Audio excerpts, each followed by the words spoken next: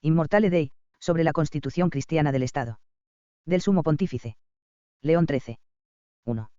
Obra inmortal de Dios misericordioso, la Iglesia, aunque por sí misma y en virtud de su propia naturaleza tiene como fin la salvación y la felicidad eterna de las almas, procura, sin embargo, tantos y tan señalados bienes, aun en la misma esfera de las cosas temporales, que ni en número ni en calidad podría procurar los mayores si el primero y principal objeto de su institución fuera asegurar la felicidad de la vida presente. Dondequiera que la Iglesia ha penetrado, ha hecho cambiar al punto el estado de las cosas. Ha informado las costumbres con virtudes desconocidas hasta entonces y ha implantado en la sociedad civil una nueva civilización. Los pueblos que recibieron esta civilización superaron a los demás por su equilibrio, por su equidad y por las glorias de su historia. No obstante, una muy antigua y repetida acusación calumniosa afirma que la Iglesia es enemiga del Estado y que es nula su capacidad para promover el bienestar y la gloria que lícita y naturalmente apetece toda sociedad bien constituida. Desde el principio de la Iglesia los cristianos fueron perseguidos con calumnias muy parecidas. Blanco del odio y de la malevolencia, los cristianos eran considerados como enemigos del imperio. En aquella época el vulgo solía atribuir al cristianismo la culpa de todas las calamidades que afligían a la República, no echando de ver que era Dios, vengador de los crímenes, quien castigaba justamente a los pecadores. La atrocidad de esta calumnia armó y aguzó, no sin motivo, la pluma de San Agustín. En varias de sus obras, especialmente en La Ciudad de Dios, demostró con tanta claridad la eficacia de la filosofía cristiana en sus relaciones con el Estado, que no solo realizó una cabal apología de la cristiandad de su tiempo, sino que obtuvo también un triunfo definitivo sobre las acusaciones falsas. No descansó, sin embargo, la fiebre funesta de estas quejas y falsas recriminaciones. Son muchos los que se han empeñado en buscar la norma constitucional de la vida política al margen de las doctrinas aprobadas por la Iglesia Católica. Últimamente, el llamado derecho nuevo, presentado como adquisición de los tiempos modernos y producto de una libertad progresiva, ha comenzado a prevalecer por todas partes. Pero, a pesar de los muchos intentos realizados, la realidad es que no se ha encontrado para constituir y gobernar el Estado un sistema superior al que brota espontáneamente de la doctrina del Evangelio. Nos juzgamos, pues, de suma importancia y muy conforme a nuestro oficio apostólico comparar con la doctrina cristiana las modernas teorías sociales acerca del Estado. Nos confiamos que la verdad disipará con su resplandor todos los motivos de error y de duda. Todos podrán ver con facilidad las normas supremas que, como norma práctica de vida, deben seguir y obedecer. Y el derecho constitucional católico. Autoridad, Estado. 2. No es difícil determinar el carácter y la forma que tendrá la sociedad política cuando la filosofía cristiana gobierne el Estado. El hombre está ordenado por la naturaleza a vivir en comunidad política. El hombre no puede procurarse en la soledad todo aquello que la necesidad y la utilidad de la vida corporal exigen, como tampoco lo conducente a la perfección de su espíritu. Por esto la providencia de Dios ha dispuesto que el hombre nazca inclinado a la unión y asociación con sus semejantes, tanto doméstica como civil, la cual es la única que puede proporcionarle la perfecta suficiencia para la vida. Ahora bien, ninguna sociedad puede conservarse sin un jefe supremo que mueva a todos y cada uno con un mismo impulso eficaz, encaminado al bien común. Por consiguiente, es necesaria en toda sociedad humana una autoridad que la dirija. Autoridad que, como la misma sociedad, surge y deriva de la naturaleza, y, por tanto, del mismo Dios, que es su autor. De donde se sigue que el poder público, en sí mismo considerado, no proviene sino de Dios. Solo Dios es el verdadero y supremo Señor de las cosas. Todo lo existente ha de someterse y obedecer necesariamente a Dios. Hasta tal punto, que todos los que tienen el derecho de mandar, de ningún otro reciben este derecho si no es de Dios, príncipe supremo de todos. No hay autoridad sino pos Dios. 1. Por otra parte, el derecho de mandar no está necesariamente vinculado a una u otra forma de gobierno. La elección de una u otra forma política es posible y lícita, con tal que esta forma garantice eficazmente el bien común y la utilidad de todos. Pero en toda forma de gobierno los jefes del Estado deben poner totalmente la mirada en Dios, supremo gobernador del universo, y tomarlo como modelo y norma en el gobierno del Estado. Porque así como en el mundo visible Dios ha creado las causas segundas para que en ellas podamos ver reflejadas de alguna manera la naturaleza y la acción divinas y para que conduzcan al fin hacia el cual tiende todo el universo mundo, así también ha querido Dios que en la sociedad civil haya una autoridad suprema, cuyos titulares fuesen como una imagen del poder y de la providencia que Dios tiene sobre el género humano. Por tanto, el poder debe ser justo, no despótico, sino paterno, porque el poder justísimo que Dios tiene sobre los hombres está unido a su bondad de Padre. Pero, además, el poder ha de ejercitarse en provecho de los ciudadanos, porque la única razón legitimadora del poder es precisamente asegurar el bienestar público. No se puede permitir en modo alguno que la autoridad civil sirva al interés de uno o de pocos, porque está constituida para el bien común de la totalidad social. Si las autoridades degeneran en un gobierno injusto, si incurren en abusos de poder o en el pecado de soberbia y si no miran por los intereses del pueblo, sepan que deberán dar estrecha cuenta a Dios. Y esta cuenta será tanto más rigurosa cuanto más sagrado haya sido el cargo o más alta la dignidad que hayan poseído. A los poderosos amenaza poderosa Inquisición. 2. De esta manera, la majestad del poder se verá acompañada por la reverencia honrosa que de buen grado le prestarán los ciudadanos. Convencidos estos de que los gobernantes tienen su autoridad recibida de Dios, se sentirán obligados en justicia a aceptar con docilidad los mandatos de los gobernantes y a prestarles obediencia y fidelidad, con un sentimiento parecido a la piedad que los hijos tienen con sus padres. Todos habéis de estar sometidos a las autoridades superiores. 3. Despreciar el poder legítimo, sea el que sea el titular del poder, es tan ilícito como resistir a la voluntad de Dios. Quienes resisten a la voluntad divina se despeñan voluntariamente en el abismo de su propia perdición. Quien resiste a la autoridad resiste a la disposición de Dios, y los que la resisten se atraen sobre sí la condenación. 4. Por tanto, quebrantar la obediencia y provocar revoluciones por medio de la fuerza de las masas constituye un crimen de lesa majestad, no solamente humana, sino también divina. El culto público. 3. Constituido sobre estos principios, es evidente que el Estado tiene el deber de cumplir por medio del culto público las numerosas e importantes obligaciones que lo unen con Dios. La razón natural, que manda a cada hombre dar culto a Dios piadosa y santamente, porque de él dependemos, y porque, habiendo salido de él, a él hemos de volver, impone la misma obligación a la sociedad civil. Los hombres no están menos sujetos al poder de Dios cuando viven unidos en sociedad que cuando viven aislados. La sociedad, por su parte, no está menos obligada que los particulares a dar gracias a Dios, a quien debe su existencia, su conservación y la innumerable abundancia de sus bienes.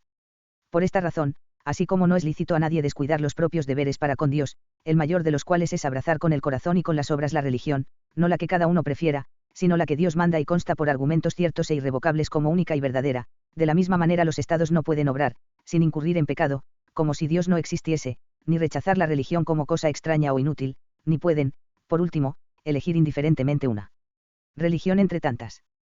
Todo lo contrario. El Estado tiene la estricta obligación de admitir el culto divino en la forma con que el mismo Dios ha querido que se le venere. Es, por tanto, obligación grave de las autoridades honrar el santo nombre de Dios. Entre sus principales obligaciones deben colocar la obligación de favorecer la religión, defenderla con eficacia, ponerla bajo el amparo de las leyes, no legislar nada que sea contrario a la incolumidad de aquella. Obligación debida por los gobernantes también a sus ciudadanos. Porque todos los hombres hemos nacido y hemos sido criados para alcanzar un fin último y supremo, al que debemos referir todos nuestros propósitos, y que colocado en el cielo, más allá de la frágil brevedad de esta vida. Sí, pues, de este sumo bien depende la felicidad perfecta y total de los hombres, la consecuencia es clara, la consecución de este bien importa tanto a cada uno de los ciudadanos que no hay ni puede haber otro asunto más importante. Por tanto, es necesario que el Estado, establecido para el bien de todos, al asegurar la prosperidad pública, proceda de tal forma que, lejos de crear obstáculos, dé todas las facilidades posibles a los ciudadanos para el logro de aquel bien sumo e inconmutable que naturalmente desean. La primera y principal de todas ellas consiste en procurar una inviolable y santa observancia de la religión, cuyos deberes unen al hombre con Dios. 4. Todo hombre de juicio sincero y prudente ve con facilidad cuál es la religión verdadera. Multitud de argumentos eficaces, como son el cumplimiento real de las profecías, el gran número de milagros, la rápida propagación de la fe, aun en medio de poderes enemigos y de dificultades insuperables, el testimonio de los mártires y otros muchos parecidos, demuestran que la única religión verdadera es aquella que Jesucristo en persona instituyó y confió a su Iglesia para conservarla y para propagarla por todo el tiempo. 5. El Hijo unigénito de Dios ha establecido en la tierra una sociedad que se llama la Iglesia.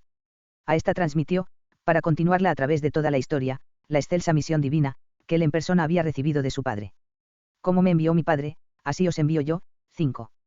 Yo estaré con vosotros siempre hasta la consumación del mundo. 6. Y así como Jesucristo vino a la tierra para que los hombres tengan vida, y la tengan abundantemente. 7. De la misma manera el fin que se propone la Iglesia es la salvación eterna de las almas. Y así, por su propia naturaleza, la Iglesia se extiende a toda la universalidad del género humano, sin quedar circunscrita por límite alguno de tiempo o de lugar. Predicad el Evangelio a toda criatura. 8. Dios mismo ha dado a esta inmensa multitud de hombres prelados con poderes para gobernarla, y ha querido que uno de ellos fuese el jefe supremo de todos y maestro máximo e infalible de la verdad, al cual entregó las llaves del reino de los cielos. Yo te daré las llaves del reino de los cielos. 9. Apacienta mis corderos, apacienta a mis ovejas. 10.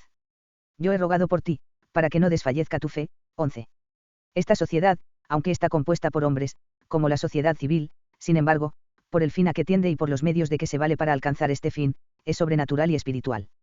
Por tanto, es distinta y difiere de la sociedad política.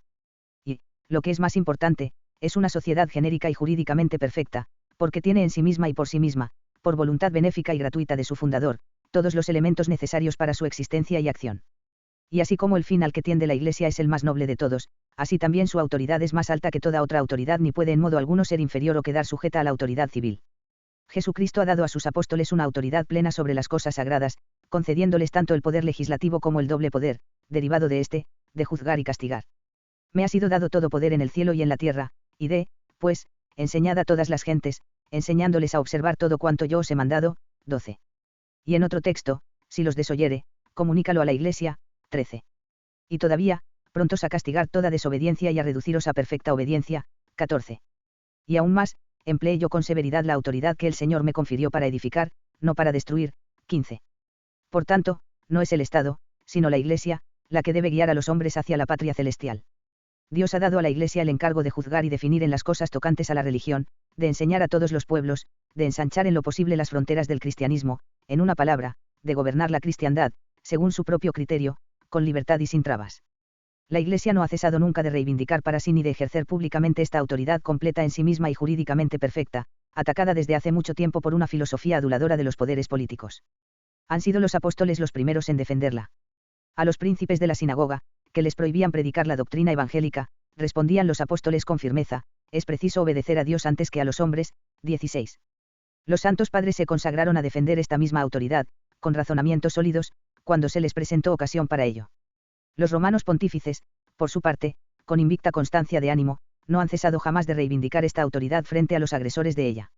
Más aún, los mismos príncipes y gobernantes de los estados han reconocido, de hecho y de derecho, esta autoridad, al tratar con la Iglesia como con un legítimo poder soberano, ya por medios de convenios y concordatos, ya con el envío y aceptación de embajadores, ya con el mutuo intercambio de otros buenos oficios. Y hay que reconocer una singular providencia de Dios en el hecho de que esta suprema potestad de la Iglesia llegara a encontrar en el poder civil la defensa más segura de su propia independencia. 2 sociedades, 2 poderes. 6. Dios ha repartido, por tanto, el gobierno del género humano entre 2 poderes, el poder eclesiástico y el poder civil. El poder eclesiástico, puesto al frente de los intereses divinos. El poder civil, encargado de los intereses humanos. Ambas potestades son soberanas en su género. Cada una queda circunscrita dentro de ciertos límites, definidos por su propia naturaleza y por su fin próximo. De donde resulta una como esfera determinada, dentro de la cual cada poder ejercita iure propio su actividad. Pero como el sujeto pasivo de ambos poderes soberanos es uno mismo, y como, por otra parte, puede suceder que un mismo asunto pertenezca, si bien bajo diferentes aspectos, a la competencia y jurisdicción de ambos poderes, es necesario que Dios, origen de uno y otro, haya establecido en su providencia un orden recto de composición entre las actividades respectivas de uno y otro poder. Las autoridades que hay, por Dios han sido ordenadas. 17.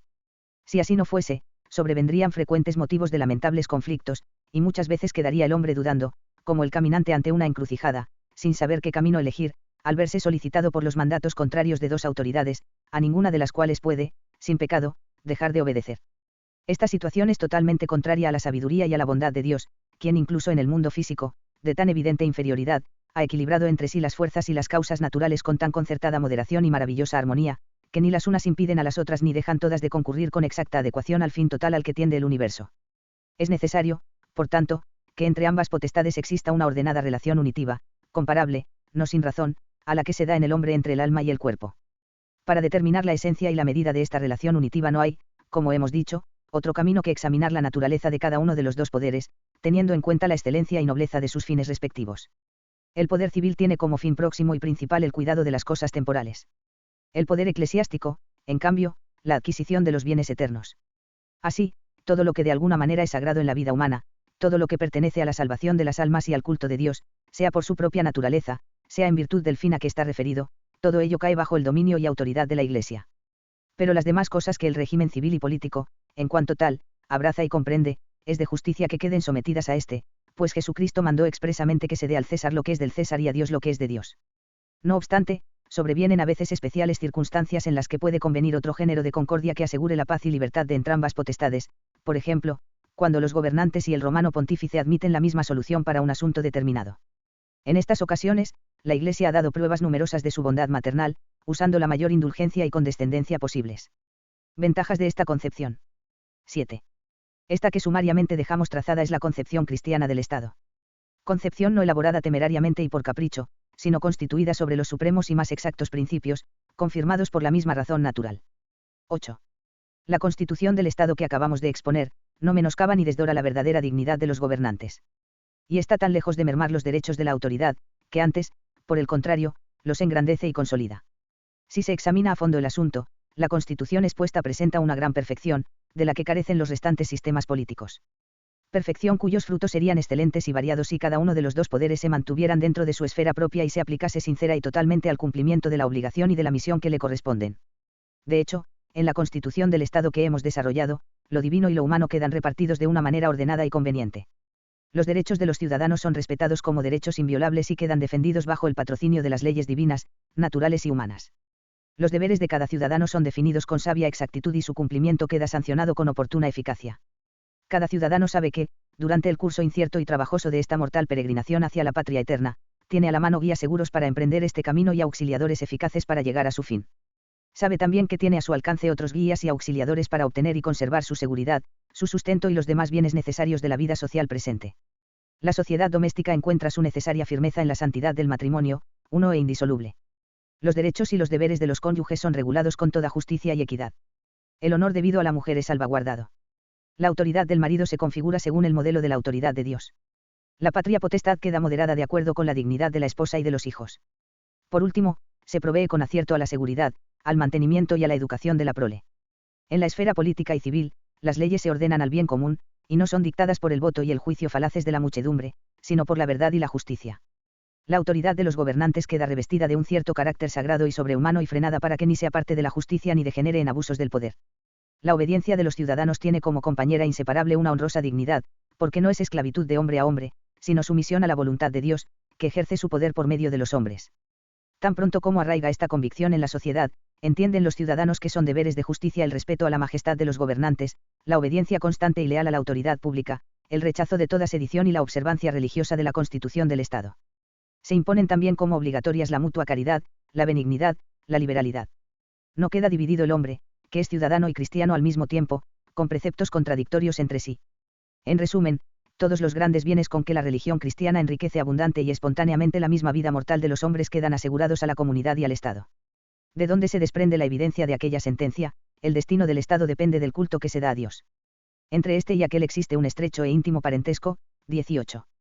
En numerosos pasajes de sus obras San Agustín ha subrayado con su elocuencia acostumbrada el valor de los bienes, sobre todo cuando, hablando con la Iglesia católica, le dice: tú instruyes y enseñas con sencillez a los niños, con energía a los jóvenes, con calma a los ancianos, según la edad de cada uno, no solo del cuerpo, sino también del espíritu. Tú sometes la mujer a su marido con casta y fiel obediencia, no para satisfacer la pasión, sino para propagar la prole y para la unión familiar. Tú antepones el marido a la mujer, no para afrenta del sexo más débil, sino para demostración de un amor leal. Tú sometes los hijos a los padres, pero salvando la libertad de aquellos. Tú colocas a los padres sobre los hijos para que gobiernen a estos amorosa y tiernamente. Tú unes a ciudades con ciudades, pueblos con pueblos, en una palabra, vinculas a todos los hombres, con el recuerdo de unos mismos padres, no solo con un vínculo social, sino incluso con los lazos de la fraternidad. Tú enseñas a los reyes a mirar por el bien de los pueblos, tú adviertes a los pueblos que presten obediencia a los reyes. Tú enseñas con cuidado a quien es debido el honor, a quien el efecto, a quien la reverencia, a quien el temor, a quien el consuelo, a quien el aviso, a quien la exhortación, a quien la corrección, a quien la reprensión, a quien el castigo, manifestando al mismo tiempo que no todos tienen los mismos derechos, pero que a todos se debe la caridad y que a nadie puede hacérsele injuria. 19. En otro pasaje el santo doctor refuta el error de ciertos filósofos políticos, los que afirman que la doctrina de Cristo es nociva al Estado, que nos presenten un ejército con soldados tales como la doctrina de Cristo manda, que nos den asimismo inspectores del fisco tales como la enseñanza de Cristo quiere y forma. Una vez que nos los hayan dado, atrévanse a decir que tal doctrina se opone al interés común. No lo dirán, antes bien, habrán de reconocer que su observancia es la gran salvación del Estado. 20. 9. Hubo un tiempo en que la filosofía del Evangelio gobernaba los estados. En aquella época la eficacia propia de la sabiduría cristiana y su virtud divina habían penetrado en las leyes, en las instituciones, en la moral de los pueblos, infiltrándose en todas las clases y relaciones de la sociedad. La religión fundada por Jesucristo se veía colocada firmemente en el grado de honor que le corresponde y florecía en todas partes gracias a la adhesión benévola de los gobernantes y a la tutela legítima de los magistrados. El sacerdocio y el imperio vivían unidos en mutua concordia y amistoso consorcio de voluntades. Organizado de este modo, el Estado produjo bienes superiores a toda esperanza. Todavía subsiste la memoria de estos beneficios y quedará vigente en innumerables monumentos históricos que ninguna corruptora habilidad de los adversarios podrá desvirtuar o oscurecer. Si la Europa cristiana domó las naciones bárbaras y las hizo pasar de la fiereza a la mansedumbre y de la superstición a la verdad, si rechazó victoriosa las invasiones musulmanas, si ha conservado el cetro de la civilización y se ha mantenido como maestra y guía del mundo en el descubrimiento y en la enseñanza de todo cuanto podía redundar en pro de la cultura humana, si ha procurado a los pueblos el bien de la verdadera libertad en sus más variadas formas, si con una sabia providencia creado tan numerosas y heroicas instituciones para aliviar las desgracias de los hombres, no hay que dudarlo, Europa tiene por todo ello una enorme deuda de gratitud con la religión, en la cual encontró siempre una inspiradora de sus grandes empresas y una eficaz auxiliadora en sus realizaciones. Habríamos conservado también hoy todos estos mismos bienes si la concordia entre ambos poderes se hubiera conservado. Podríamos incluso esperar fundadamente mayores bienes si el poder civil hubiese obedecido con mayor fidelidad y perseverancia a la autoridad, al magisterio y a los consejos de la Iglesia. Las palabras que Yves de Chartres escribió al Papa Pascual II merecen ser consideradas como formulación de una ley imprescindible: cuando el imperio y el sacerdocio viven en plena armonía, el mundo está bien gobernado y la Iglesia florece y fructifica. Pero cuando surge entre ellos la discordia, no solo no crecen los pequeños brotes, sino que incluso las mismas grandes instituciones perecen miserablemente. 21. 2. El derecho constitucional moderno. Principios fundamentales. 10. Sin embargo, el pernicioso y deplorable afán de novedades promovido en el siglo XVI, después de turbar primeramente a la religión cristiana, vino a trastornar como consecuencia obligada la filosofía, y de esta pasó a alterar todos los órdenes de la sociedad civil. A esta fuente hay que remontar el origen de los principios modernos de una libertad desenfrenada, inventados en la gran revolución del siglo pasado y propuestos como base y fundamento de un derecho nuevo, desconocido hasta entonces y contrario en muchas de sus tesis no solamente al derecho cristiano, sino incluso también al derecho natural. El principio supremo de este derecho nuevo es el siguiente: todos los hombres, de la misma manera que son semejantes en su naturaleza específica, son iguales también en la vida práctica. Cada hombre es de tal manera dueño de sí mismo, que por ningún concepto está sometido a la autoridad de otro. Puede pensar libremente lo que quiera y obrar lo que se le antoje en cualquier materia. Nadie tiene derecho a mandar sobre los demás. En una sociedad fundada sobre estos principios, la autoridad no es otra cosa que la voluntad del pueblo, el cual, como único dueño de sí mismo, es también el único que puede mandarse a sí mismo. Es el pueblo el que elige las personas a las que se ha de someter. Pero lo hace de tal manera que traspasa a estas no tanto el derecho de mandar cuanto una delegación para mandar, y aun esta solo para ser ejercida en su nombre. Queda en silencio el dominio divino, como si Dios no existiese o no se preocupase del género humano, o como si los hombres, ya aislados, ya asociados, no debiesen nada a Dios, o como si fuera posible imaginar un poder político cuyo principio, fuerza y autoridad toda para gobernar no se apoyaran en Dios mismo. De este modo, como es evidente, el Estado no es otra cosa que la multitud dueña y gobernadora de sí misma. Y como se afirma que el pueblo es en sí mismo fuente de todo derecho y de toda seguridad, se sigue lógicamente que el Estado no se juzgará obligado ante Dios por ningún deber, no profesará públicamente religión alguna, ni deberá buscar entre tantas religiones la única verdadera, ni elegirá una de ellas ni la favorecerá principalmente, sino que concederá igualdad de derechos a todas las religiones, con tal que la disciplina del Estado no quede por ellas perjudicada.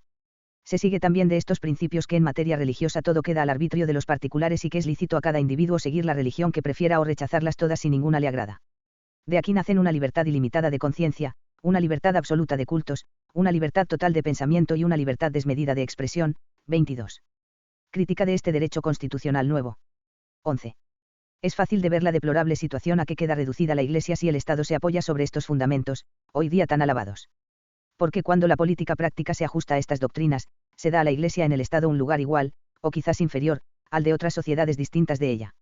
No se tienen en cuenta para nada las leyes eclesiásticas, y la Iglesia, que por mandato expreso de Jesucristo ha de enseñar a todas las gentes, se ve apartada de toda intervención en la educación pública de los ciudadanos. En las mismas materias que son de competencia mixta, las autoridades del Estado establecen por sí mismas una legislación arbitraria y desprecian con soberbia la sagrada legislación de la Iglesia en esta materia. Y así, colocan bajo su jurisdicción el matrimonio cristiano, legislando incluso acerca del vínculo conyugal, de su unidad y estabilidad, privan de sus propiedades al clero, negando a la Iglesia el derecho de propiedad, tratan, finalmente, a la Iglesia como si la Iglesia no tuviera la naturaleza y los derechos de una sociedad perfecta y como si fuera meramente una asociación parecida a las demás asociaciones reconocidas por el Estado. Por esto, afirman que, si la Iglesia tiene algún derecho o alguna facultad legítima para obrar, lo debe al favor y a las concesiones de las autoridades del Estado. Si en un Estado la legislación civil deja a la Iglesia una esfera de autonomía jurídica y existe entre ambos poderes algún concordato, se apresuran a proclamar que es necesario separar los asuntos de la Iglesia de los asuntos del Estado, y esto con el intento de poder obrar impunemente contra el pacto convenido, y, eliminados así todos los obstáculos, quedar las autoridades civiles como árbitros absolutos de todo. Pero como la Iglesia no puede tolerar estas pretensiones, porque ello equivaldría al abandono de los más santos y más graves deberes, y, por otra parte, la Iglesia exige que el concordato se cumpla con entera fidelidad, surgen frecuentemente conflictos entre el poder sagrado y el poder civil, cuyo resultado final suele ser que sucumba la parte más débil en fuerzas humanas ante la parte más fuerte. 12. Así, en la situación política que muchos preconizan actualmente existe una tendencia en las ideas y en la acción a excluir por completo a la Iglesia de la sociedad o a tenerla sujeta y encadenada al Estado. A este fin va dirigida la mayor parte de las medidas tomadas por los gobiernos. La la administración pública del Estado, la educación laica de la juventud, el despojo y la supresión de las órdenes religiosas, la destrucción del poder temporal de los romanos pontífices, no tienen otra finalidad que quebrantar la fuerza de las instituciones cristianas, ahogar la libertad de la Iglesia católica y suprimir todos sus derechos. 13. La sola razón natural demuestra el grave error de estas teorías acerca de la constitución del Estado. La naturaleza enseña que toda autoridad, sea la que sea, proviene de Dios como de suprema y augusta fuente. La soberanía del pueblo, que, según aquellas, reside por derecho natural en la muchedumbre independizada totalmente de Dios, aunque presenta grandes ventajas para halagar y encender innumerables pasiones, carece de todo fundamento sólido y de eficacia sustantiva para garantizar la seguridad pública y mantener el orden en la sociedad. Porque con estas teorías las cosas han llegado a tal punto que muchos admiten como una norma de la vida política la legitimidad del derecho a la rebelión. Prevalece hoy día la opinión de que, siendo los gobernantes meros delegadas, encargados de ejecutar la voluntad del pueblo, es necesario que todo cambie al compás de la voluntad del pueblo, de donde se sigue que el Estado nunca se ve libre del temor de las revoluciones. 14. En materia religiosa, pensar que las formas de culto, distintas y aun contrarias, son todas iguales, equivale a confesar que no se quiere aprobar ni practicar ninguna de ellas. Esta actitud, si nominalmente difiere del ateísmo, en realidad se identifica con él. Los que creen en la existencia de Dios, si quieren ser consecuentes consigo mismos y no caer en un absurdo, han de comprender necesariamente que las formas usuales de culto divino, cuya diferencia, disparidad y contradicción aun en cosas de suma importancia son tan grandes, no pueden ser todas igualmente aceptables ni igualmente buenas o agradables a Dios. 15. De modo parecido, la libertad de pensamiento y de expresión, carente de todo límite, no es por sí misma un bien del que justamente pueda felicitarse la sociedad humana, es, por el contrario, fuente y origen de muchos males. La libertad, como facultad que perfecciona al hombre, debe aplicarse exclusivamente a la verdad y al bien. Ahora bien, la esencia de la verdad y del bien no puede cambiar a capricho del hombre, sino que es siempre la misma y no es menos inmutable que la misma naturaleza de las cosas. Si la inteligencia se adhiere a opiniones falsas, si la voluntad elige el mal y se abraza a él, ni la inteligencia ni la voluntad alcanzan su perfección, por el contrario, abdican de su dignidad natural y quedan corrompidas. Por consiguiente, no es lícito publicar y exponer a la vista de los hombres lo que es contrario a la virtud y a la verdad, y es mucho menos lícito favorecer y amparar esas publicaciones y exposiciones con la tutela de las leyes. No hay más que un camino para llegar al cielo, al que todos tendemos, la vida virtuosa.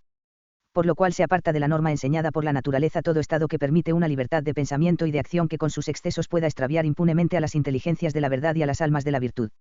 Error grande y de muy graves consecuencias es excluir a la Iglesia, obra del mismo Dios, de la vida social, de la legislación, de la educación de la juventud y de la familia. Sin religión es imposible un estado bien ordenado. Son ya conocidos, tal vez más de lo que convendría, la esencia, los fines y las consecuencias de la llamada moral civil. La maestra verdadera de la virtud y la depositaria de la moral es la Iglesia de Cristo. Es ella la que defiende incólumes los principios reguladores de los deberes. Es ella la que, al proponer los motivos más eficaces para vivir virtuosamente, manda no solo evitar toda acción mala, sino también domar las pasiones contrarias a la razón, incluso cuando éstas no se traducen en las obras. Querer someter la Iglesia, en el cumplimiento de sus deberes, al poder civil constituye una gran injuria y un gran peligro. De este modo se perturba el orden de las cosas, anteponiendo lo natural a lo sobrenatural. Se suprime, o, por lo menos, se disminuye, la afluencia de los bienes que aportaría la Iglesia a la sociedad si pudiese obrar sin obstáculos. Por último, se abre la puerta a enemistades y conflictos, que causan a ambas sociedades grandes daños, como los acontecimientos han demostrado con demasiada frecuencia. Condenación del derecho nuevo. 16. Estas doctrinas, contrarias a la razón y de tanta trascendencia para el bien público del Estado, no dejaron de ser condenadas por los romanos pontífices, nuestros predecesores, que vivían convencidos de las obligaciones que les imponía el cargo apostólico. Así, Gregorio XVI, en la encíclica Miraribus, del 15 de agosto de 1832, condenó con gran autoridad doctrinal los principios que ya entonces se iban divulgando, esto es, el indiferentismo religioso, la libertad absoluta de cultos y de conciencia, la libertad de imprenta y la legitimidad del derecho de rebelión. Con relación a la separación entre la Iglesia y el Estado, decía así el citado pontífice, no podríamos augurar resultados felices para la Iglesia y para el Estado de los deseos de quienes pretenden con empeño que la Iglesia se separe del Estado, rompiendo la concordia mutua del imperio y del sacerdocio. Todos saben muy bien que esta concordia, que siempre ha sido tan beneficiosa para los intereses religiosos y civiles, es muy temida por los fautores de una libertad desvergonzada. 23. De modo semejante, Pío IX, aprovechando las ocasiones que se le presentaron, condenó muchas de las falsas opiniones que habían empezado a estar en boga, reuniéndolas después en un catálogo, a fin de que supiesen los católicos a qué atenerse, sin peligro de equivocarse, en medio de una avenida tan grande de errores. 24. 17. De estas declaraciones pontificias, lo que debe tenerse presente, sobre todo, es que el origen del poder civil hay que ponerlo en Dios, no en la multitud, que el derecho de rebelión es contrario a la razón, que no es lícito a los particulares, como tampoco a los estados, prescindir de sus deberes religiosos o medir con un mismo nivel todos los cultos contrarios, que no debe ser considerado en absoluto como un derecho de los ciudadanos, ni como pretensión merecedora de favor y amparo, la libertad inmoderada de pensamiento y de expresión. Hay que admitir igualmente que la Iglesia, no menos que el Estado, es una sociedad completa en su género y jurídicamente perfecta, y que, por consiguiente, los que tienen el poder supremo del Estado no deben pretender someter la Iglesia a su servicio u obediencia, o mermar la libertad de acción de la Iglesia en su esfera propia, o arrebatarle cualquiera de los derechos que Jesucristo le ha conferido. Sin embargo, en las cuestiones de derecho mixto es plenamente conforme a la naturaleza y a los designios de Dios no la separación ni mucho menos el conflicto entre ambos poderes, sino la concordia, y está de acuerdo con los fines próximos que han dado origen a entrambas sociedades. 18. Estos son los principios que la Iglesia Católica establece en materia de constitución y gobierno de los estados. Con estos principios, si se quiere juzgar rectamente, no queda condenada por sí misma ninguna de las distintas formas de gobierno, pues nada contienen contrario a la doctrina católica, y todas ellas, realizadas con prudencia y justicia, pueden garantizar al Estado la prosperidad pública. Más aún, ni siquiera es en sí censurable, según estos principios, que el pueblo tenga una mayor o menor participación en el gobierno, participación que, en ciertas ocasiones y dentro de una legislación determinada, puede no solo ser provechosa, sino incluso obligatoria para los ciudadanos. No hay tampoco razón justa para acusar a la Iglesia de ser demasiado estrecha en materia de tolerancia o de ser enemiga de la auténtica y legítima libertad. Porque, si bien la Iglesia juzga ilícito que las diversas clases de culto divino gocen del mismo derecho que tiene la religión verdadera, no por esto, sin embargo, condena a los gobernantes que para conseguir un bien importante o para evitar un grave mal toleran pacientemente en la práctica la existencia de dichos cultos en el Estado. Es, por otra parte, costumbre de la Iglesia vigilar con mucho cuidado para que nadie sea forzado a abrazar la fe católica contra su voluntad, porque, como observa acertadamente San Agustín, el hombre no puede creer más que de buena voluntad. 25. 19.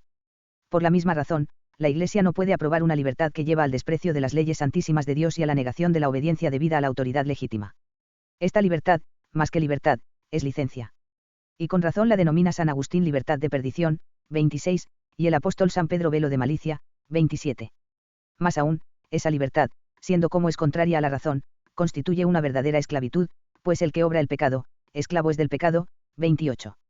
Por el contrario, es libertad auténtica y deseable aquella que en la esfera de la vida privada no permite el sometimiento del hombre a la tiranía abominable de los errores y de las malas pasiones y que en el campo de la vida pública gobierna con sabiduría a los ciudadanos, fomenta el progreso y las comodidades de la vida y defiende la administración del Estado de toda ajena arbitrariedad. La Iglesia es la primera en aprobar esta libertad justa y digna del hombre. Nunca ha cesado de combatir para conservarla incólume y entera en los pueblos. Los monumentos históricos de las edades precedentes demuestran que la Iglesia Católica ha sido siempre la iniciadora, o la impulsora, o la protectora de todas las instituciones que pueden contribuir al bienestar común en el Estado. Tales son las eficaces instituciones creadas para coartar la tiranía de los príncipes que gobiernan mal a los pueblos, las que impiden que el poder supremo del Estado invada indebidamente la esfera municipal o familiar, y las dirigidas a garantizar la dignidad y la vida de las personas y la igualdad jurídica de los ciudadanos. Consecuente siempre consigo misma, si por una parte rechaza la libertad inmoderada, que lleva a los individuos y a los pueblos al desenfreno o a la esclavitud, acepta, por otra parte, con mucho gusto, los adelantos que trae consigo el tiempo, cuando promueven de veras el bienestar de la vida presente, que es como un camino que lleva a la vida e inmortalidad futuras. Calumnia, por tanto, vana e infundada es la afirmación de algunos que dicen que la Iglesia mira con malos ojos el sistema político moderno y que rechaza sin distinción todos los descubrimientos del genio contemporáneo. La Iglesia rechaza, sin duda alguna, la locura de ciertas opiniones.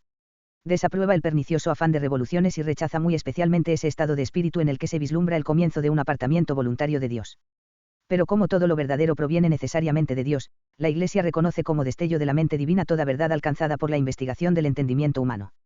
Y como no hay verdad alguna del orden natural que esté en contradicción con las verdades reveladas, por el contrario, son muchas las que comprueban esta misma fe, y, además, todo descubrimiento de la verdad puede llevar, ya al conocimiento, ya a la glorificación de Dios, de aquí que la Iglesia acoja siempre con agrado y alegría todo lo que contribuye al verdadero progreso de las ciencias.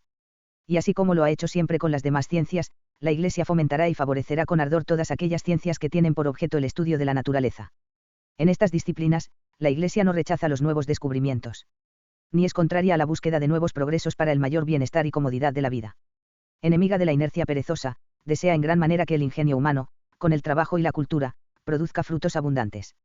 Estimula todas las artes, todas las industrias, y dirigiendo con su eficacia propia todas estas cosas a la virtud y a la salvación del hombre, se esfuerza por impedir que la inteligencia y la actividad del hombre aparten a este de Dios y de los bienes eternos. 20. Pero estos principios, tan acertados y razonables, no son aceptados hoy día, cuando los estados no solamente rechazan adaptarse a las normas de la filosofía cristiana, sino que parecen pretender alejarse cada día más de esta. Sin embargo, como la verdad expuesta con claridad suele propagarse fácilmente por sí misma y penetrar poco a poco en los entendimientos de los hombres, por esto nos, obligados en conciencia por el sagrado cargo apostólico que ejercemos para con todos los pueblos, declaramos la verdad con toda libertad, según nuestro deber. No porque nos olvidemos las especiales circunstancias de nuestros tiempos, ni porque juzguemos condenables los adelantos útiles y honestos de nuestra época, sino porque nos querríamos que la vida pública discurriera por caminos más seguros y tuviera fundamentos más sólidos, y esto manteniendo intacta la verdadera libertad de los pueblos, esta libertad humana cuya madre y mejor garantía es la verdad os hará libres. 29. 3. Deberes de los católicos. En el orden teórico. 21. Sí, pues, en estas difíciles circunstancias, los católicos escuchan, como es su obligación, estas nuestras enseñanzas, entenderán con facilidad cuáles son los deberes de cada uno, tanto en el orden teórico como en el orden práctico. En el orden de las ideas, es necesaria una firme adhesión a todas las enseñanzas presentes y futuras de los romanos pontífices y la profesión pública de estas enseñanzas cuantas veces lo exijan las circunstancias. Y en particular acerca de las llamadas libertades modernas es menester que todos se atengan al juicio de la sede apostólica y se identifiquen con el sentir de ésta. Hay que prevenirse contra el peligro de que la honesta apariencia de esas libertades engañe a algún incauto. Piénsese en el origen de esas libertades y en las intenciones de los que las defienden. La experiencia ha demostrado suficientemente los resultados que producen en la sociedad. En todas partes han dado frutos tan perniciosos que con razón han provocado el desengaño y el arrepentimiento en todos los hombres honrados y prudentes. Si comparamos esta clase de Estado moderno, de que hablamos, con otro Estado, real o imaginario, que persiga tiránica y abiertamente a la religión cristiana, podrá parecer el primero más tolerable que el segundo. Sin embargo, los principios en que se basa son tales, como hemos dicho, que no pueden ser aceptados por nadie. En el orden práctico. 22. En la práctica, la aplicación de estos principios pueden ser considerados tanto en la vida privada y doméstica como en la vida pública. En el orden privado el deber principal de cada uno es ajustar perfectamente su vida y su conducta a los preceptos evangélicos, sin retroceder ante los sacrificios y dificultades que impone la virtud cristiana. Deben, además, todos amar a la Iglesia como a madre común, obedecer sus leyes, procurar su honor, defender sus derechos y esforzarse para que sea respetada y amada por aquellos sobre los que cada cual tiene alguna autoridad.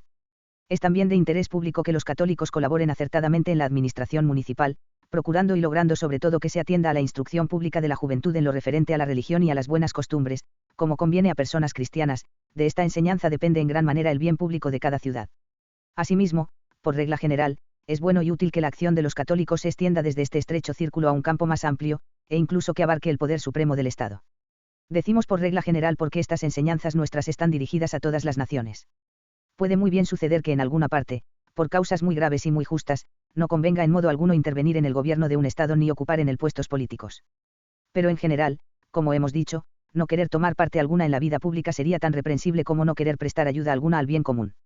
Tanto más cuanto que los católicos, en virtud de la misma doctrina que profesan, están obligados en conciencia a cumplir estas obligaciones con toda fidelidad. De lo contrario, si se abstienen políticamente, los asuntos políticos caerán en manos de personas cuya manera de pensar puede ofrecer escasas esperanzas de salvación para el Estado. Situación que redundaría también en no pequeño daño de la religión cristiana. Podrían entonces mucho los enemigos de la Iglesia y podrían muy poco sus amigos. Queda, por tanto, bien claro que los católicos tienen motivos justos para intervenir en la vida política de los pueblos. No acuden ni deben acudir a la vida política para aprobar lo que actualmente puede haber de censurable en las instituciones políticas del Estado, sino para hacer que estas mismas instituciones se pongan, en lo posible, al servicio sincero y verdadero del bien público, procurando infundir en todas las venas del Estado, como savia y sangre vigorosa, la eficaz influencia de la religión católica. Así se procedía en los primeros siglos de la Iglesia. Las costumbres paganas distaban inmensamente de la moral evangélica. Sin embargo, en pleno paganismo, los cristianos, siempre incorruptos y consecuentes consigo mismos, se introducían animosamente donde quiera que podían. Ejemplares en la lealtad a los emperadores y obedientes a las leyes en cuanto era lícito, esparcían por todas partes un maravilloso resplandor de santidad, procurando al mismo tiempo ser útiles a sus hermanos y atraer a los demás a la sabiduría de Cristo, pero dispuestos siempre a retirarse y a morir valientemente si no podían retener los honores, las dignidades y los cargos públicos sin faltar a su conciencia. De este modo, las instituciones cristianas penetraron rápidamente no solo en las casas particulares, sino también en los campamentos, en los tribunales y en la misma corte imperial. Somos de ayer y ya llenamos todo lo vuestro, las ciudades, las islas, las fortalezas, los municipios, las asambleas, los campamentos, las tribus, las decurias, el palacio, el senado, el foro. 30. Hasta tal punto que, cuando se dio libertad de profesar públicamente el Evangelio, la fe cristiana apareció no dando vagidos como un niño en la cuna, sino adulta y vigorosa ya en la mayoría de las ciudades. La defensa de la religión católica y del Estado. 23. Es necesario renovar en nuestros tiempos los ejemplos de nuestros mayores. Es necesario en primer lugar que los católicos dignos de este nombre estén dispuestos a ser hijos amantes de la Iglesia y a parecer como tales. Han de rechazar sin vacilación todo lo que sea incompatible con su profesión cristiana. Han de utilizar, en la medida que les permita su conciencia, las instituciones públicas para defensa de la verdad y de la justicia. Han de esforzarse para que la libertad en el obrar no traspase los límites señalados por la naturaleza y por la ley de Dios. Han de procurar que todos los estados reflejen la concepción cristiana, que hemos expuesto, de la vida pública. No es posible señalar en estas materias directrices únicas y uniformes, porque deben adaptarse a circunstancias de tiempo y lugar muy desiguales entre sí. Sin embargo, hay que conservar, ante todo, la concordia de las voluntades y tender a la unidad en la acción y en los propósitos. Se obtendrá sin dificultad este doble resultado si cada uno toma para sí como norma de conducta las prescripciones de la sede apostólica y la obediencia a los obispos, a quienes el Espíritu Santo puso para gobernar la Iglesia de Dios. 31.